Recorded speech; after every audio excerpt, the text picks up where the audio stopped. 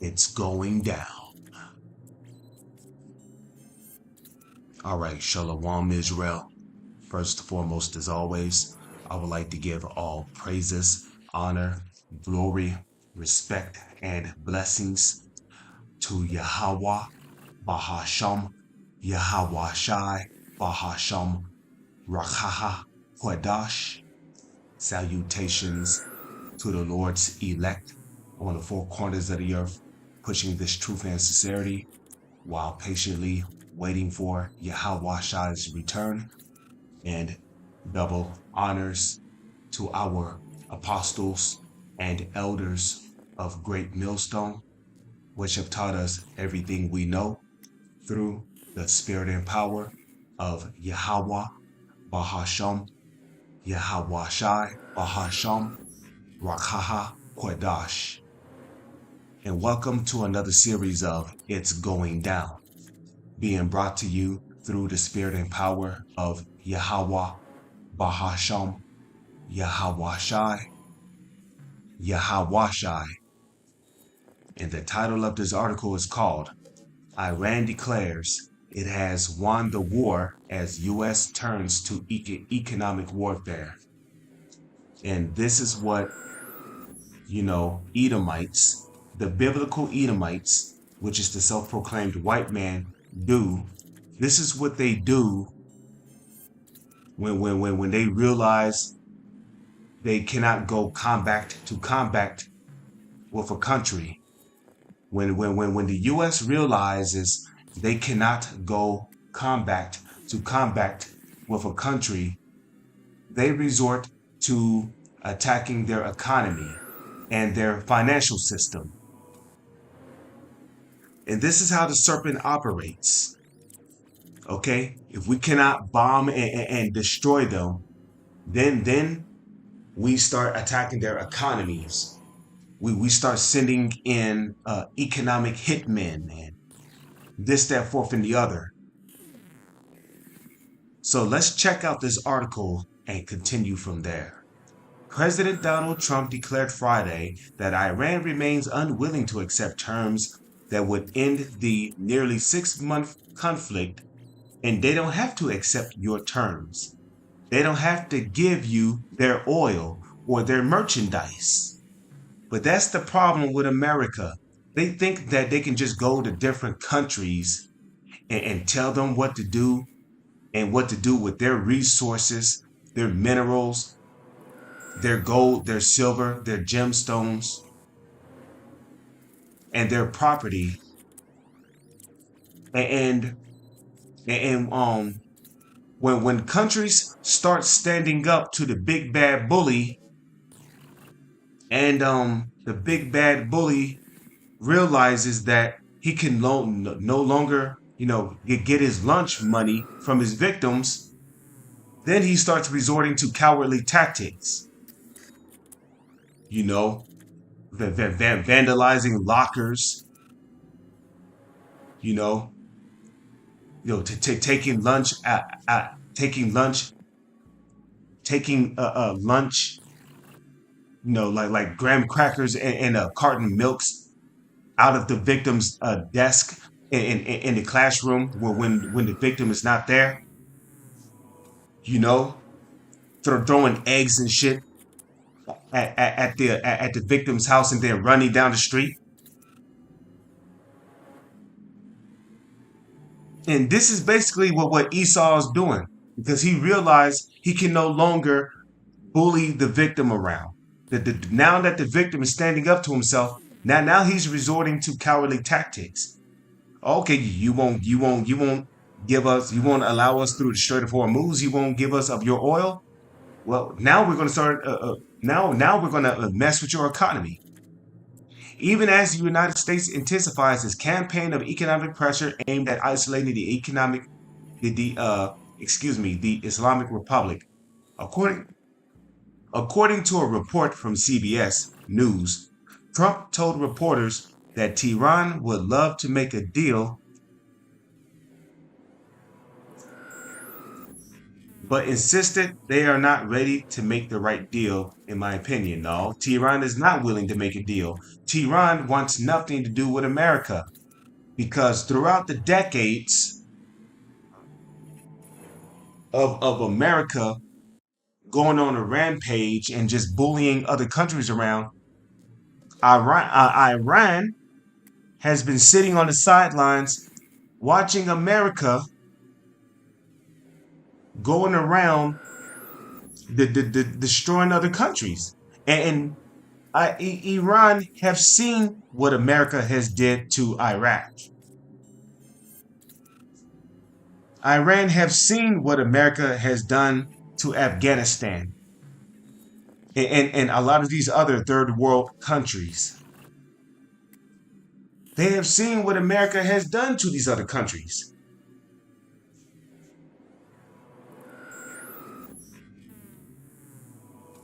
And they've seen how after America has taken down these different third world countries, okay, and then enforced their democracy on those countries, Iran have seen the destruction of those countries. They have seen the destruction of those countries. And they're looking at those countries and they're like, hell nah, that's not going to happen to us. Nah, bro, we're cool. You keep your democracy over there and we're going to do what we do. We don't want your democracy over here. We don't want our women ruling over our man. We don't want our women having authority and power. And we do not want feminism over here. We do not want our men effeminized like how your men are in America. We don't want our men effeminized. We don't want our men being a bunch of Satan worshipers. Okay? We do not want a democratic society. So Iran, who have stood up for themselves, is pushing America back. And not only that, but Iran has Russia backing them up. And that's according to Ezekiel, the 38th chapter. Okay? Speaking before boarding Air Force One, okay, the president painted a picture of a regime under severe strain. They have no money, they have no navy, they have no air force. They are not paying their soldiers, they are not paying their police. They have 30% inflation, they have 350% inflation, Trump said. So we are just going to see what happens. He added that American forces now hold total control of that entire region, having to do with the Strait of Hormuz, extending influence well into surrounding land areas. The comments came as the Trump administration shifts emphasis toward what officials describe as economic warfare of unprecedented scale. Vice President J.D. Vance stated Thursday that economic pressure represents the most effective tool that we have against Iran. Treasury Secretary Scott Bessent has signaled that Washington expects both allies and adversaries to join a coordinated effort to cut off remaining financial lifelines to Tehran. Iranian leaders have responded by accelerating efforts to deepen regional trade ties and framing the confrontation as a new kind of battlefield. Iran's parliament speaker told Iranian and Iraqi business figures in Baghdad that they are now the soldiers and commanders of this battlefield, urging neighboring countries to strengthen economic cooperation in the face of what he called unjust sanctions. Iranian officials also announced Friday that they had finalized a preferential trade agreement with Oman as part of a broader push to shore up commercial links with regional partners. Foreign Minister Abbas Araghchi dismissed the latest American threats, pointing to previous rounds of sanctions that failed to force major concessions. We have seen this movie before. Same bull, different bullies, he wrote, referencing past campaigns from 2012, 2018, and earlier this year. Okay, the economic pivot unfolds against the backdrop of continued military friction in the region. U.S. officials reported assisting the transit of more than 15 million barrels of oil and petroleum products through the Strait of Hormuz in a single day this week, while Iranian forces have maintained restrictions on the critical waterway. The war, now approaching its 6th month, has already disrupted global shipping, strained regional economies, and left both sides searching for leverage for short of a decisive military breakthrough. Okay. So, before I close this out, let's get the book of Matthew 24, verse 6.